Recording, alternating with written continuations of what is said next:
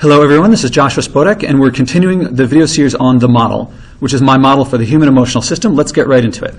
So recapping where we are, we watched a couple of videos so far, and the first one was about models and beliefs in general. So these are things that we can't help using. We can't comprehend the whole universe at once, so we have to simplify it. That introduces biases, and those biases and things like that, they filter everything we see about the world. I talked about the passive and active view. The passive view is just what I said, that we see the world through these filters. And the active view is that we can do something about it. We can choose models for ourselves. We can deliberately and intentionally create models that we want to use. And generally, I find it most useful to choose a model based on what I think will create the best outcome. Always interpret everything positively. Next, we're going to talk about the model, which is my model for the human emotional system. Now, why didn't I just jump right into the model in the first place? Because I find that if I talk about the model without talking about models in general, people tend to think I'm telling them this is the way things are. And that's not what I'm trying to do. I'm giving you a model that I find useful. I find it extremely useful for myself. I found it generally just as equally useful for my clients and my students. But I want to give you a big picture here, is that while I find the model extremely useful, what I'm giving you more is the ability to create your own models. So when you look at my model, if you're in a situation where my model works for you, go for it, use it. When you're in a situation where it doesn't work, that's fine too. You can change the model or create a new model for yourself. It's not supposed to be right, just useful for a purpose. It has a couple purposes. The main purpose, the purpose right now is for it to be simple enough for me to communicate it to you and for you to understand it. In the long run, I balance complexity and comprehensiveness against simplicity with leaving the stuff out. So I want to make it comprehensive enough to cover the human emotional system without being so complex that it's hard to use. I want it to be simple enough to be easy to learn and use without leaving anything important out. Now, there's a lot of people out there who teach personal and professional development. Tony Robbins, Wayne Dyer, people like that. Behind all of them, there are always models that they're teaching. Again, I'm giving you a model that I think you'll find very useful lots of times. But the bigger picture is that I'm giving you the ability to create your own models. So when you use it, when it's useful, use it. When not, don't. And when you're looking at someone else teaching you stuff, check out their models. You can make your own. And if you do this enough, and if you get skilled enough at this, then you can become your own guru. So this is really powerful stuff. It's how the mind works perfectly. That's not what I'm trying to do. It's to see that you have models and enable you to create your own. Use mine when you like it. Don't use mine when you don't. Adapt it to your needs as you want. And deliberately use a model for your emotions, motivations, and leadership. Most people act without realizing what their models are, or even that they have models for their emotional system. And the more that you understand this, the better. In fact, this is a big piece of what we call self-awareness, is to know something about how your emotions and emotional system work and what your emotions are. We'll talk about that a little bit more later. All right. Now we're going to talk about the model, the environment and your behavior. So we all exist, not just us humans, but all life, as far as I can tell, exists in an environment and behaves. So whether you're a bug or a lizard or a paramecium, you generally move toward food and away from danger. You try to keep your temperature well regulated, things like that. So as far as I can tell, that's true of all animals. Now, humans have evolved, most animals have, in our direction. So we don't just we don't just act purely reflexively. I don't know what it's like to be a bug, but I feel like they don't really think about what they do very much. They just kind of react purely to their environment without thinking. We do have reflexes, so like you have a report due in an hour, you can decide what you're going to do. So we have emotions and motivations that give us the ability to decide between different things that we want to do. As far as I can tell, not all animals have that. Now, where do these emotions come from? I think it's interesting to think about this and useful for us to understand this. So I read here successful ancestors despite few physical advantages. When I think about ourselves or our ancestors, the first humans, as far as I know, this is something like 100,000 or a few 100,000 years ago, in Africa, the first humans, Homo sapiens, evolved. And when I look at what it was like back then, now I wasn't there, so I don't know, I'm speculating here, but it looks to me like our ancestors were pretty, relative to the animals out there, pretty weak, pretty slow. I mean, compared to a lion or a tiger, or whatever the equivalents were back then, we were not as fast, we don't have claws, we don't have camouflage like some animals do, we don't have venom like some animals do.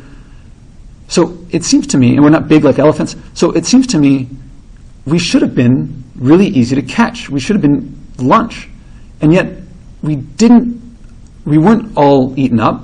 We evolved extremely well to the point where not long ago, evolutionarily speaking, about 50,000 years ago, we left Africa, our ancestors left Africa, and we've populated the entire planet. Very successful. So how is it possible that something that seems so weak and slow, poorly camouflaged, no venom, small, how did they evolve so well? It seems to me that it wasn't our anatomy, there was something more than our anatomy. And there I think it's our behavior. We're very social creatures, and we think ahead, and we plan a lot. And I think that tells me that the behaviors that we evolved, that set us apart. Now I'm speculating here. The anthropologists out there, or whoever, the evolutionary biologists, will say there's more to it than that. But this is a model, and I think it helps me think about the model. But it tells me our behaviors set us apart. And in particular, our social behavior must have been a big piece of it. And where does that behavior come from? Our motivations. So our motivations evolved to help us navigate a world very successfully. So that tells me that our emotions are very important and work very well. And when I think of what types of behaviors and what types of emotions we must have evolved, it tells me certain properties about our emotional system. First, if there's some things that were more effective and some things that were less effective, I imagine the effective stuff would have evolved much better, much more, and we would have evolved from the people, from our ancestors who had the best emotional systems, the best, most effective behaviors for their environments. So that tells me, if the best ones won out, that tells me that our emotional system is probably consistent, reliable, and predictable. That's just saying that evolution picks out the most effective stuff. Next, it has to be reactive. If you're sitting there and suddenly a lion appears, you've got to react to that. You don't know what's going to happen in your environment, so it has to be able to react to things that happen around you, and you have to be able to pick up on that. Your emotional system has to react to the environment. It has to operate all the time. Your emotional system can't just shut down, and if it shuts down and a lion appears and you don't react to it, you're not going to make it. All right. When you're sleeping, I'm not sure what to say about that, but this is what during our waking time. I think it has to be involuntary. I don't like the feeling of hunger. I don't like the feeling of fear. But if I'm hungry and I just decide I don't want to feel hungry and I shut down that emotion, that motivation, okay, I won't be hungry, but I'm going to die of malnutrition. So I think all these emotions are important and they're valuable and they do something. We wouldn't have evolved them if they didn't do something important. And sustaining the neurons in our brain takes a lot of energy, so they must be helpful. So I think that they're probably basically involuntary. Now I can choose to be happy for a little while just because I feel like I want to, even when there's nothing making me happy, but that doesn't really last. So I can maybe make it voluntary for a brief period, but not really. Maybe you can choose your emotions better than I can, but to me it's basically involuntary. And that doesn't mean that I can't do anything about it. That's what the method is about, which will come later. Okay, and the last piece is that they're influenced by mainly our environments, our beliefs, and our behaviors. Okay, so we have environment there, our behaviors. So beliefs is the next piece. Your perception and your belief are what mediate what the world is out there and how you react to it. So if you think that there's a lion right behind you, you're going to feel fear, even if there's not one there. Likewise, if there is one there, and you believe that it's not there, you're not going to feel fear. So perception, you only react to things that you perceive, not to the absolute environment that's there. And as we've talked about, all these beliefs affect how we perceive things. So if you and I both see the pit bull, maybe you'll feel fear. You would feel it's a cuddly pet. I might feel fear and anxiety. So we don't react directly to the environment, but to our perceptions, which are filtered through our beliefs. And this is the cycle that happens all the time. We exist in an environment, but we don't react to it directly. We have our senses, so we perceive it, and our beliefs filter that, and that leads to emotions and motivations. They motivate our behavior. Our behavior causes us to interact with our environment, and this goes around in the cycle: environment, belief, motivations, behavior. Now, there's one last piece to this, which is reward. How fast does this cycle happen? When your environment, beliefs, emotions, and behavior are all in sync, you feel reward. That is the feeling of like, this is how I want things to be. I'm glad things are this way. I want things like this to happen again. So an example is, say, friendship. That's when you feel friendship. You feel friendship when your environment, you have friends around, you believe them to be your friends. Looking at behavior, you're doing friendly things. That leads to emotions that are friendly. And when all that happens, you feel reward, and this cycle continues. You like to be in situations like that. You want to stay in situations like that. Now notice that the emotions reacted to the environment's beliefs and behaviors. It's possible that you can have sort of friendship but not be rewarding. So let's look at an example how you can feel kind of friendship but not really. Imagine your behavior is unfriendly. So you're in an environment where your friends are around. You believe them to be your friends, but you're in a fight and you're fighting with each other. Okay, you feel kind of friendly like that, but your environment, belief, and behavior are not in sync with each other. The emotions that you'll feel you're going to get emotions of conflict. How do you feel when you're with your friends, you believe them to your friends, but you're in a fight? Maybe kind of confused, disappointed, maybe a little frustration. Not reward. It's not like you're running around thinking, man, I can't wait till the next time I'm with my friends and we're having a fight. So that's not particularly rewarding. You feel kind of a bit of punishment. So that cycle, you don't want that cycle to continue. That's not the only way that could happen. You could be with your friends, you could be doing friendly things, but you could believe one of your friends is really mad at you. Or maybe they're not really your friend. Okay, you might feel some bit of friendliness, but generally the emotion that comes up, since your environment, behavior, and belief are not in sync, what do you feel in a situation like that? You might feel anxiety or disappointment or something like that. You're not going to feel reward. You're not going to feel like, I love hanging around with people who I don't believe are my friends, but we're doing friendly things. And what's the third combination? Say your beliefs and behavior are in sync. So say you're going to meet some friends, you're there first, and they're a little bit late. So they're not there. You believe they're going to show up, and you're there to go see a movie together or hang out in the park or whatever you're going to do. So you don't like your friends being late, so you're not going to feel like, oh, I can't wait till the next time I'm there and my friends are late. So it's not particularly rewarding a situation like that. What's rewarding is when environments, beliefs, and behavior are all in sync. Now, I want to point out that you can feel reward even when the emotion involved is not a friendly emotion or an emotion that you like. Let's take anger, for example. Most people don't like feeling anger. So let me give you a situation. Imagine that you are in a room with someone who's really annoying. So that's your environment. You believe this person needs to be taught a lesson. You really want to yell at this person. So your motivation is to yell at them. But you're holding yourself in check. You're not yelling. In this case, your environment, belief, and behavior are not in sync. You're with someone who's annoying. You believe you should yell at them. You want to yell at them, but they're not, so you're frustrated. Now what happens if you start yelling at them? Suddenly, for a brief moment, maybe they start yelling back, but wait for just the moment you start yelling. They're annoying you, you believe you should yell at them, you want to yell at them, and you start yelling at them. That is a rewarding feeling.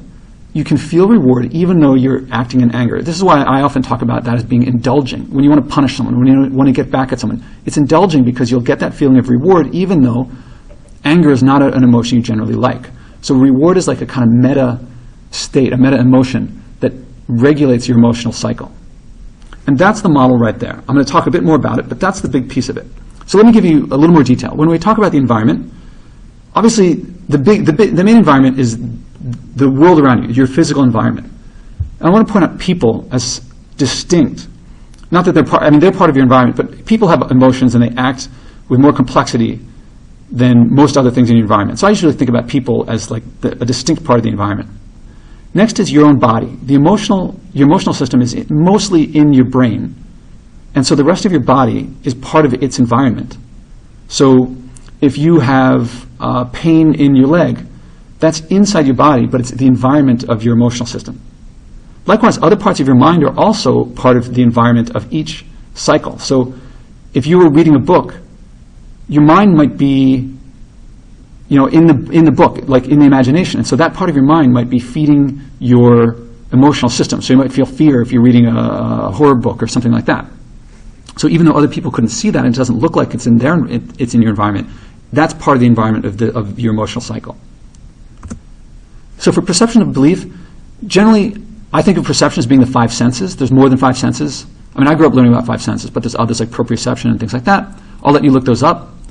The other big one there is your self-talk. So the people who have taken my course or who are reading my book, they know that there's your inner monologue, and we do exercises on developing that. And your inner monologue is like your beliefs. And so a lot of stuff that passes through your inner monologue, your emotional system picks up on and will react to. So that will influence your perception of a lot of other things. It's also a great tool for how to influence how you deal with the rest of the world, is to create your models through your self-talk. Okay, emotions and motivations. I often use the word wiring just because I think of how your neurons are connected to each other. It's kind of like how circuits are wired.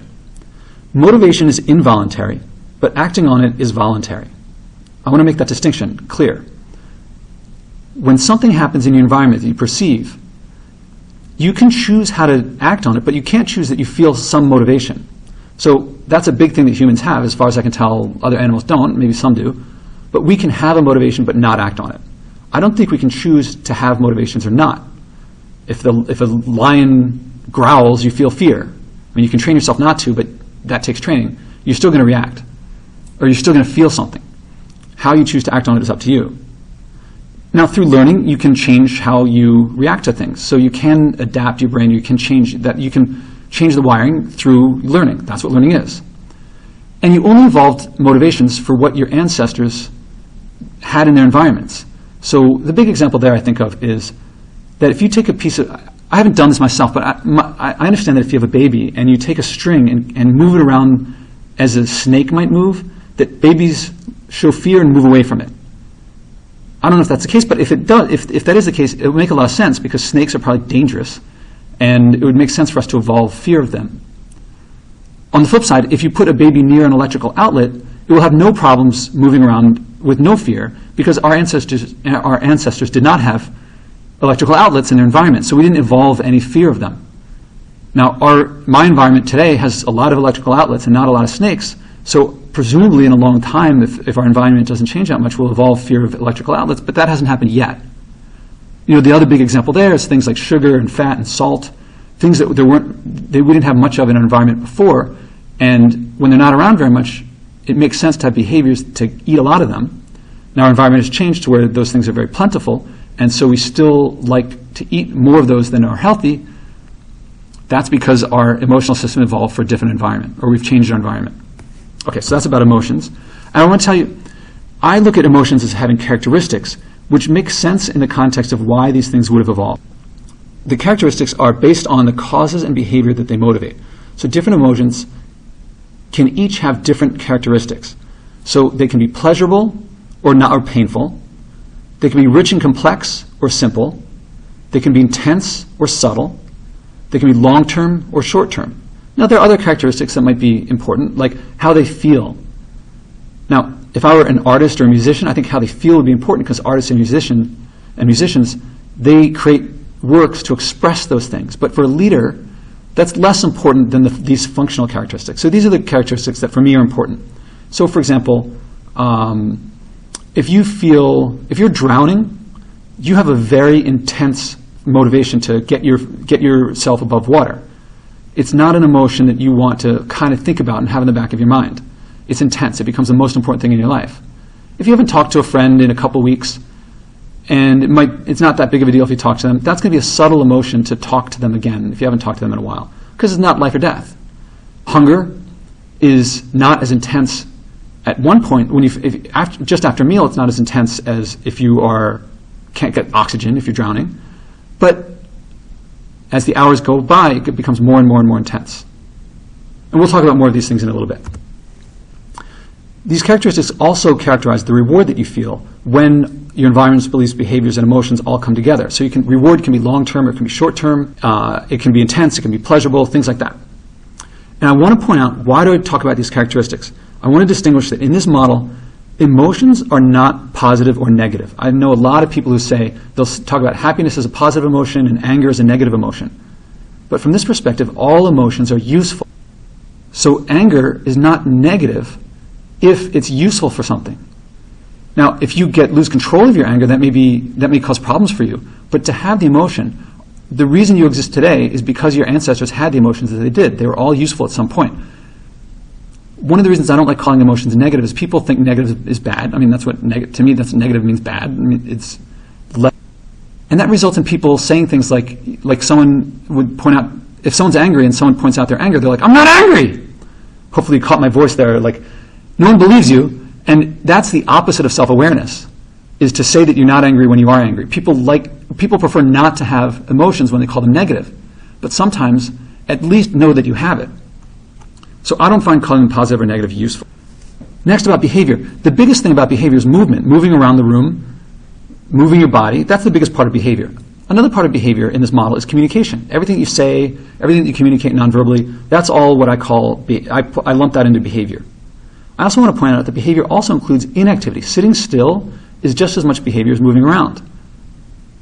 So if you say someone over there is behaving a lot, or someone's acting out, someone sitting still is acting just as much. Mental activity is also behavior, according to this model. I mean, I put in what you're thinking is also part of your behavior, although most people don't see it as much. And it depends on your abilities and experience. So if you give me a basketball and a wide open lane to the hoop, I don't play basketball, so I'm not really good at it, so I'm probably not going to do that behavior. I'm not going to feel emotion to do it. I might not even perceive that I can do it. Whereas if you have someone who plays basketball really well in the same exact situation, they might do that. So I'm not going to behave in ways that I don't think I can. So that's one of the simplifications of this model. These arrows that I have that go, there's only these 4 arrows. You could also draw it with arrows connecting perception, belief, and behavior, because you don't behaviors that you don't believe that you can do, you don't think you can, and so you don't feel emotions to do them. But that's one of the simplifications of this model. If you want to put more arrows in for your version of the model, go ahead, that's fine. Okay, so that's one cycle, one emotional cycle. So in your mind, you've evolved emotional cycles for all sorts of behaviors. So imagine this one here represents hunger, one cycle. Here's one that might be for thirst. Here's one that might be for protecting your loved ones. Here's one for not being stuck alone. Here's one for not being, running away from predators. Here's one for regulating your temperature. And all of these together make up your emotional system. So according to this model, your emotional system is all of the behaviors, all of the motivations that you inherited from your ancestors, from out there in their environments. Now that's not to say that's all of your emotional, that's not all of your mental self. There's other parts of your mind too, which we're not going to look at as much, but there's your executive, what you call the part that chooses which emotion to act on. So if you feel hungry and you have that report due, your executive self, your voluntary conscious thought may choose, should I work on the report or should I go eat? And there's lots of other parts in there that we're not going to spend so much time on here because it's not really part of the model, but just to give you some context. Voluntary conscious thought is the mental activity you are aware of and you can control. So that's things like consciousness, attention, willpower, reasoning, self-control, planning, abstract thinking, choosing, language. So things that are not your emotional system. They tend to be things that you think in language. Model, a lot of people have a vague idea of what self-awareness is or what awareness is. In this model, self-awareness is very simple. Self-awareness is when your voluntary conscious thought knows your emotional cycles. And I'll add to that when it knows what your emotional system is like. So, as I said, this model is a simplification of your emotional system, but it gives you a big piece of, or at least in my experience, it gives me a big piece of self-awareness to know basically how my mind works, and it lets me access more easily what my emotions are at any given moment.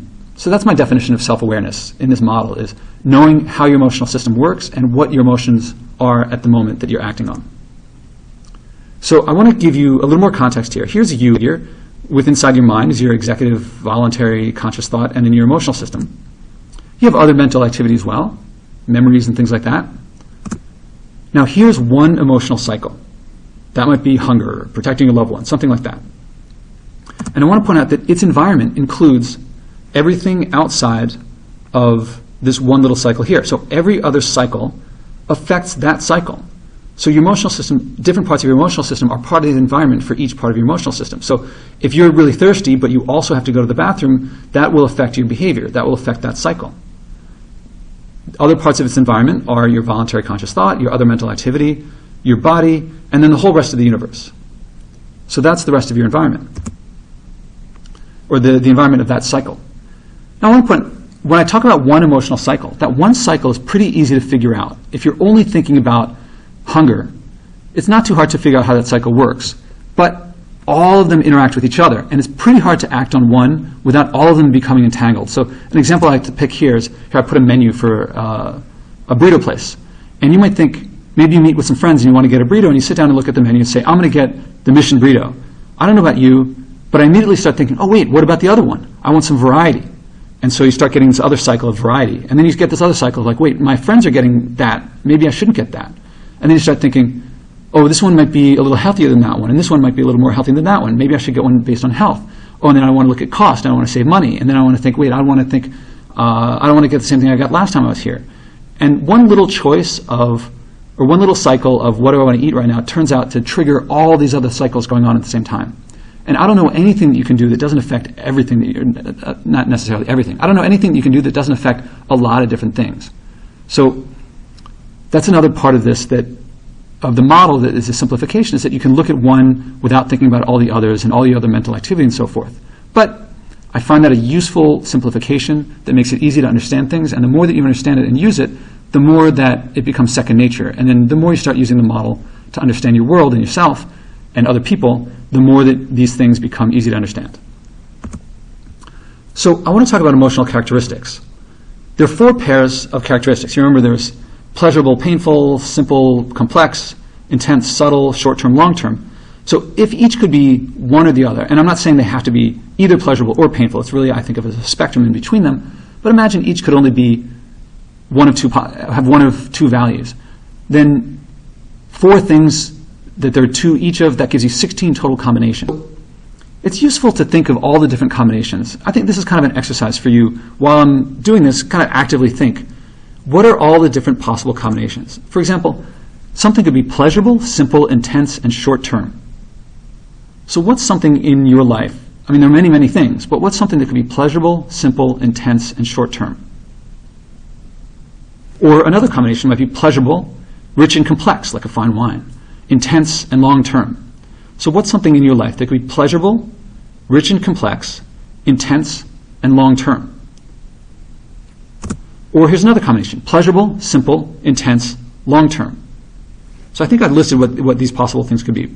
Here's another combination, painful, rich and complex, intense, and long-term. What's painful, rich and complex, intense, and long-term? So I personally want all combinations of reward in my life. So I want reward in all these areas. So the first one, pleasurable, simple, intense, and short-term, that's kind of like fresh fruit is like that for me. It's pleasurable, simple, intense, short-term. I really like the taste of something that's really delicious. Family might be pleasurable, rich and complex, intense, and long-term. Maybe other people it's not so pleasurable. I'm not sure. That's you. But hopefully it's pleasurable, rich and complex, intense, and long-term. Hobbies tend to be more pleasurable, simple, intense, and long-term. I hope they're pleasurable. And something like a marathon for me is painful, rich and complex, intense, and long-term. And I want all of these things to be rewarding areas of my life, so I try to have reward in all these different areas. Here's another exercise to get you thinking about these things. Here I have a 4-box matrix, a 2x2 matrix. On the left, we have intensity. Something could be intense or subtle. And on the bottom, we have short-term, long-term. So look at the bottom left square. What's something that is subtle and short-term? Something that you don't really pay attention to, but is short-term. The mild anxiety of talking to a stranger. When I talk to someone I don't know, I sometimes feel like it's a little anxious. I'm not really sure if this is going to go anywhere. So it's short-term. When I walk away from the person, the feeling goes away. Or enjoying food when I'm doing something else. If I'm reading the paper and eating food, I might feel a short-term joy of eating it that's subtle because I'm paying attention to something else. What about this bottom right? Long-term subtle. What are some long-term subtle things? How about waiting for months to ask your boss for a raise? If you feel you deserve a raise, but you're not really, it's not really forefront in your mind, you want to talk to the person, but you're not really doing it, for a while you might be like, I really should work on this. Or the quiet confidence of knowing how to do something really well. If you're very confident, you can walk around in life feeling like, yeah, I don't have to worry about too much. I don't have to worry about this too much. So it's a subtle, long-term feeling. What about up here? Intense and short-term.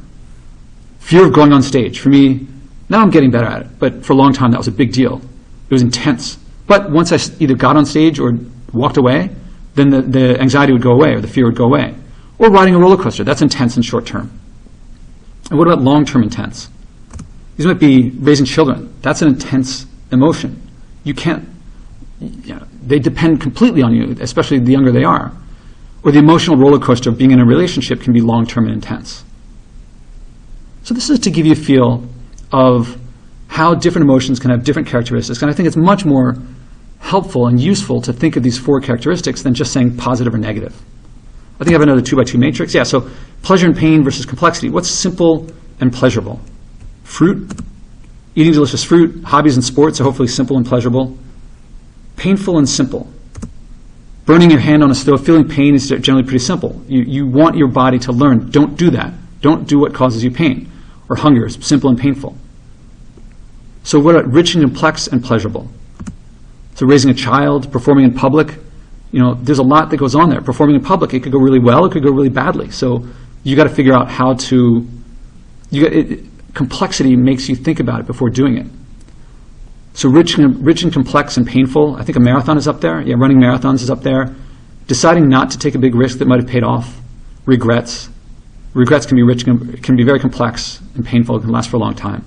Okay, so that's characteristics. Now the next slide is going to be a lot of text. I'm not going to go through it all the way, but I did this thing, and if you look on my blog enough, you can find it, where I wrote down all 16 combinations, and I tried to pick an example for each of the 16. Here are a list of all the different 16 possible combinations, and don't look at it all right now, but for each possible combination that the model has, I tried to come up with a situation that would describe it. So here, or that would fit into it. So here it's pleasurable, intense, rich and complex, and long-term. So what kind of situation in your life creates emotions that are pleasurable, intense, rich and complex, and long-term? So for me, that means family, community, long-term personal development. I hope these things are like that for you. And then if you look down the rest, you can see more. And on the next page, here's a bunch more. And so if you want, I don't recommend reading it all right now, but you can go to you can pause the video or do for yourself, think of all the 16 possible combinations. So painful, intense, simple, long-term, maybe that's burn hand on a... So some notes about the model in general. You feel happiness when the behavior that happiness motivates is appropriate to your environment, belief, and behavior.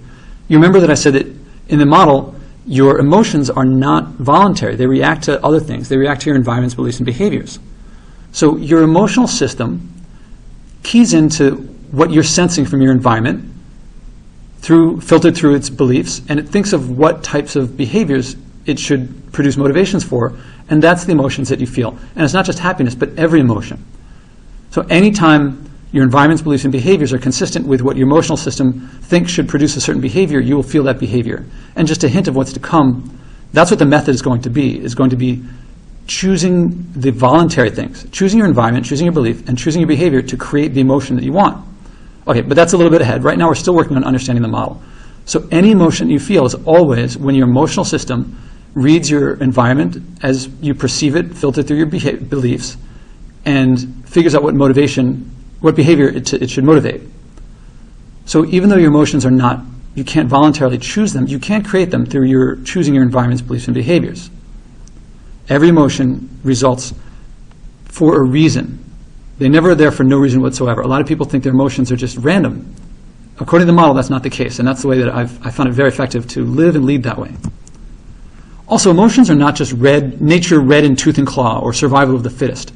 A lot of people think, they hear evolution and they think, emotions are just about competition, just about winning, just about becoming the fittest. And they don't realize that emotions also include, and evolution also explains why we'd feel altruism, helping others, being friendly, and things like that. So it's not just competitive emotions, it's also altruism, things like that. So every emotion that you have was effective when it evolved, including reciprocity, helping others, altruism, being social, things like that. And your system doesn't motivate you to do things that you don't believe that you can do. So there's a lot of times when you might think someone else ought to do something that you think they ought to do, but if they don't believe they can, they're not going to do it. And same with you. There are a lot of times when you don't know that you can do something that you maybe physically can, but if you don't think you can, you're not going to feel the motivation to do it. As a leader, you're often going to give people motivations by affecting their beliefs. All right, I want to talk about pleasure, happiness, and reward. These are very important things. I mean, we all feel pleasure, and people talk about how we are motivated to create pleasure. Well, that's one thing that we're motivated to create. Another thing is happiness. The pursuit of happiness is one of many people's highest goals. And reward is at the center of the model. It's a very important part of the model. So I want to distinguish these things. And I want to point out, I'm not trying to define words here. You may have different definitions. What I'm trying to get at is the feelings underneath that these things describe. So for me, when I feel pleasure, when I talk about pleasure, what I'm talking about is the physical sensation of when I get a massage or when I eat a delicious food. To me, that's a physical pleasure. And that's very different for me than happiness. Happiness is something, it's like a feeling I get when I'm hanging out with friends.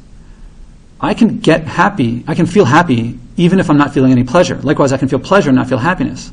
So they're distinct, even though a lot of people, they convolve them. They think they're the same. And reward is different than them. Reward, I can feel reward even when I'm not feeling any pleasure or happiness at all. Like running a marathon. I am not feeling pleasure. I'm not happy running a marathon. I mean, I might be happy at the beginning. By mile 15, mile 20, I'm not very happy. So, of course, I like to have all of them. If I had to choose one, I'd probably pick reward if I needed to pick one and I had to give up the other two. But of course, I try in my life to get all three. So to distinguish them more, pleasure, happiness, and reward are similar, but the difference can be significant. To me, you feel pleasure from eating good food and things like that. Happiness from a meal with friends. It feels more social. And reward from setting up the meal. And here's some other differences. Reward can come from unhappy and painful situations like running a marathon, but also pleasure lasts only as long as you sense it. To me, when I'm eating a mango, I feel a lot of pleasure. I can kind of now conjure up in my mind what it feels like to eat a mango, but it's nothing like the actual pleasure of eating a mango. On the flip side, reward, I can feel reward now for something that happened decades ago. So I can think of some competitive victory I had as an athlete 10, 20 years ago, and still today feel the reward, even though the pleasure of something that I ate 10 minutes ago I can't really feel at all. Also, pain can augment reward. If I think of a time when I was playing a sport and I scraped my knee while trying to get to the finish line, or maybe to the goal line, it feels like a greater accomplishment. I feel more reward for the pleasure, for the pain that I went through. And likewise, pleasure can diminish reward. If you and I were hanging out, and then you left the room and left a mango there, and I ate it, and you came back and I didn't realize you were saving it for yourself, and you came back and said, hey, where's my mango? If it tasted terrible, I might say, it wasn't really that good. You didn't miss anything. But if it tasted really, that pleasure may diminish the reward I felt from eating it. So these things are distinct, and I think it's very important to distinguish them. I think creating reward, you can always create reward, even if you are in a situation that can't create happiness or pleasure. I think this is one of the big things that we can learn from Viktor Frankl in Man's Search for Meaning. In Auschwitz, I doubt he was having much pleasure at all. I doubt he had much happiness. But he was able to create reward because he couldn't change his environment, but he could change his environment, his beliefs and behaviors to create an emotion that would fit, and that created reward. So even though he might not have been happy or feeling pleasure, he could create reward. I think my term reward is a lot like his term meaning in the title Man's Search for Meaning. So I recommend reading that book and realizing how much meaning you can create in your life, even if you can't change certain even if you can't change certain environments, or if you're not able to do certain behaviors.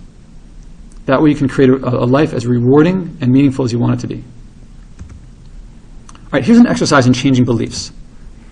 And this is, by the way, to get you to see the world in different ways and see how you can create emotions despite being unable to change certain things about your environment, say, by changing your beliefs. So here's a picture of a mountain. I think it's the Rocky Mountains. Anyway, I look at this, and when I do this in a classroom, I ask the students, give me a couple adjectives to describe this. And one of the ones I get a lot is grandeur, beauty. So to me, I look at this, and to me, this is a very beautiful scene, too. Now let's look at this next scene. This is another mountain. I think this is an Appalachian mountain. And when I look at it, my first gut feel is that it's not as beautiful as the Rocky Mountain. The challenge here is to see the beauty in the bottom mountain equal to the beauty in the top mountain. So can you see this mountain as beautiful as this one? Now to me, I can do that. It's a bit of a challenge. And what I have to do, instead of just looking at the beauty that I see with my eyes, I think to myself about nature and maybe something about how mountains form through plate tectonics and how the earth was formed and maybe how the weather erodes the mountain, and maybe look at the trees and see more beauty in them. And if I do it enough, I don't know if this happens with you, but with me, I see an equal beauty. It's a different beauty than I saw the first time, but it's equal. I'm not saying the lower one is a smaller beauty. I mean the same beauty. So I wonder if you can do that. If you can, let's try it again. Here's a picture on the bottom now of Central Park. Now if you look carefully, you can see that there's a bit of rise and fall in the ground here, so there's a bit of a slope. And so I can say there's a hill here. And the challenge is, can you see a beauty in the hills of Central Park that's the same as the beauty of this Appalachian mountain? And if that's the case, that means it's the same beauty as in these Rockies. So can you see an equal beauty there? If you do, I can. And when I do, to me, what I see is it's a beauty of nature, and it leads me to see more beauty in the world. And I like living in a world with more beauty in it. let's see if we can push it even farther. Here is a pebble, a little grain of sand in the mountains. And so the challenge here is, can I see a beauty in this pebble, in this grain of sand, that's equal to the beauty of a rocky mountain? When you do, you get a different idea, a different definition, different model or belief of beauty. Let's try it again. So here's a picture of a hummingbird. And here's the challenge, is can you see the same beauty in this butterfly? And to me, I don't know, on first glance, the hummingbird looks to me more beautiful, but on second glance, I can see an equal beauty there. Okay, now I have to prepare. Some of you are going to be grossed out by the next one, but the challenge is still the same. Can you see a beauty in this roach that's the same as the beauty in the butterfly? If so, then maybe you see the same beauty as in the hummingbird. Again, like the mountains, it's the beauty of nature, it's the beauty of, for me, something like evolution, stuff like that. Let me put it away while I tell this story so people aren't grossed out by the picture on the screen. So what's so great about seeing beauty in a cockroach? All right, so here's a story that I read. I don't know if it's true, but I read it somewhere, and it sounds plausible. The story is about Charles Darwin. He, as a child, liked insects. And so one day he was out playing in the field, or I don't know, he was outside, and he sees a beetle that he'd never seen before. He needs to collect them. So he thinks, all right, he picks up the beetle, and he's going to take it back to the house so he can put it in his collection. As he gets up, he sees another beetle, also one that he's never seen before and does not have in his collection. So he thinks to himself, all right, I'll carry both of them back to the house. So he's got one in one hand, one in the other. As he gets up to leave, he sees a third. Okay, now what does he do? He's got one in one hand, one in the other. How does he carry the third? Now, you may be grossed out by this, but what the story said was that he put one in his mouth, carried the other two in one in each hand, and then carried them back to the house. And you might say, well, this is really gross. What do I care about that? But for him, he had a different way of viewing. He's human just like you and me. And he had a different way of viewing insects or bugs or whatever, beetles.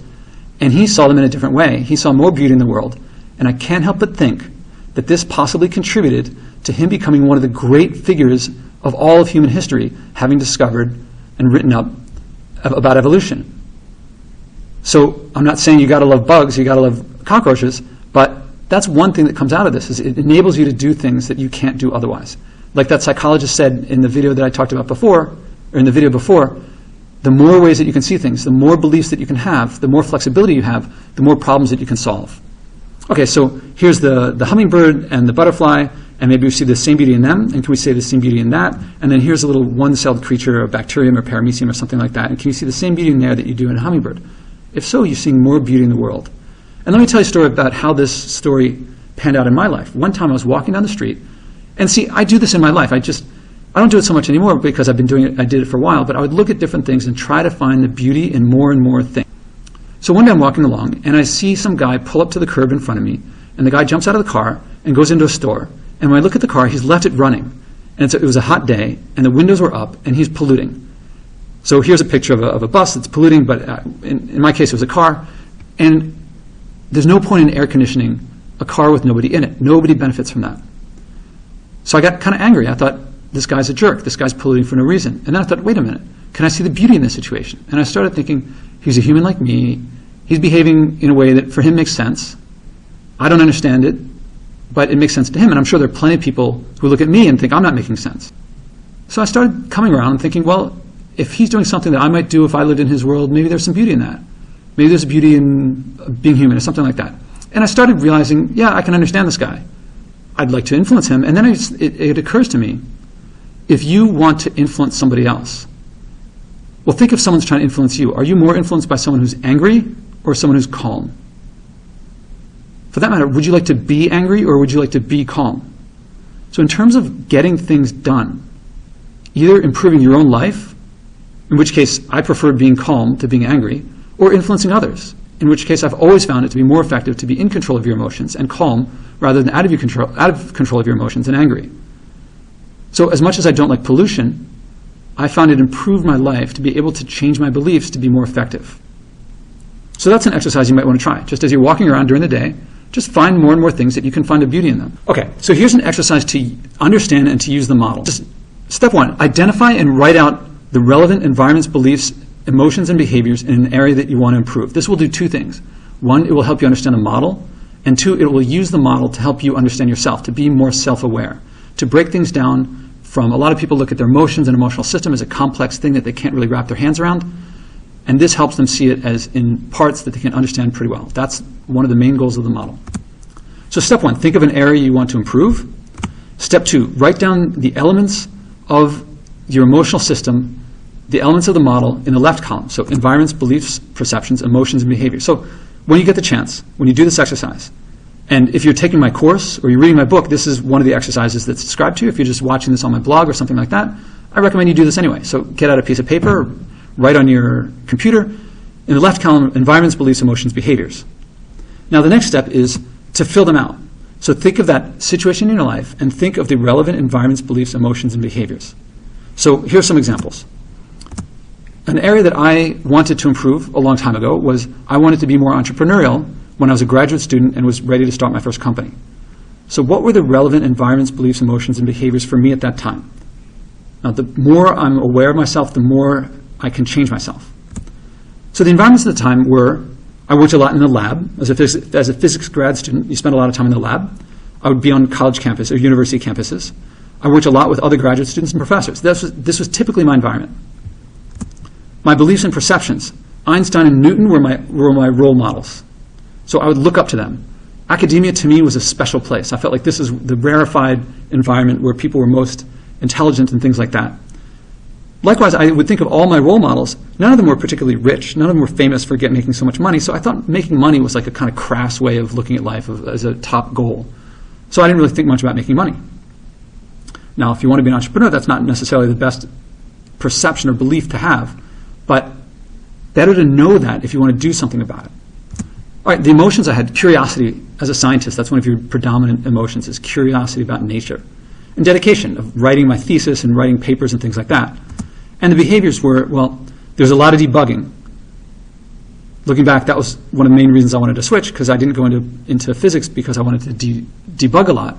But there's publishing, writing papers to be published and things like that, and doing experiments. So these were the relevant environments, beliefs, emotions, and behaviors. Now for this exercise, you're just going to write these things out. To give you a sneak peek of what's to come with the method, we'll be acting on these things in order to change them and create a life that we want, or in others to lead them, to motivate them to do things that are relevant that are helpful for the team. But let's look at another example. So say you wanted to get better at public speaking. I've been speaking in public a lot, but at the beginning, here are the relevant environments, beliefs, emotions, and behaviors for me to understand the situation that I was living in. So my environments before I did a lot of public speaking were I would generally spend my time in the audience. I read a lot more books. So in terms of communication, I was more on the passive receiving side of things than on the active, in front of other people, giving side of things. The beliefs and perceptions that I had were it was scary. Maybe I felt like you had to be born with it. The emotions, when I would think about speaking in public, I generally feel fear or anxiety. I feel pressure to do it rather than enthusiasm to do it. So those were the emotions. And the behaviors that I had were generally watching, not speaking, thinking about going up on stage, but not actually going up on stage. And if I actually had to go up and speak in public, even just to give a toast with some friends, I might start get my palms might get sweaty, or my heart might race. So not particularly helpful environments, beliefs, emotions, and behaviors to improve at public speaking. So if I wanted to improve at them, well, we'll talk about that in the method of how to do that. So look forward to future videos. Then before I wanted to run a marathon, if you were considering running a marathon but have never done it yet, you might have environments like if working out of the gym instead of running distance, hang out at bars in front of the TV instead of going out and exercising. So you want to change that. The beliefs and perceptions, a lot of people feel like, oh, I can't do that. You have to be born with something special to be able to run that far. People's emotions might be futility. Why even bother trying? If I can't even run 5 miles, why should I run 26? Anxiety of, what if people judge me? What if I try to do it and fail? And behaviors might be making excuses, running short distances, or not even running at all. Okay, so that's the exercise. And if you're doing my course, do that exercise. If you are reading my book, do that exercise. If not, I recommend doing it anyway. And this is what you'll come out with. You'll have a piece of paper with environments, beliefs, emotions, behaviors. And on the right-hand column, you'll write these things. After you do that, then we'll do exercises with what to do with it with a method. The method is how to use the model to develop yourself professionally and personally. And since we all have the same emotional system, when you know how to lead yourself and you know how to develop yourself, you know how to lead others. And that's what the method will be very useful for a leadership, in a leadership context. When you lead yourself, this is how you become a cathedral builder. This is the way that you can become the person you want to be, even in the face of challenges, like Jean-Dominique Bauby, like Mark Zupan, like Viktor Frankl. So thank you very much.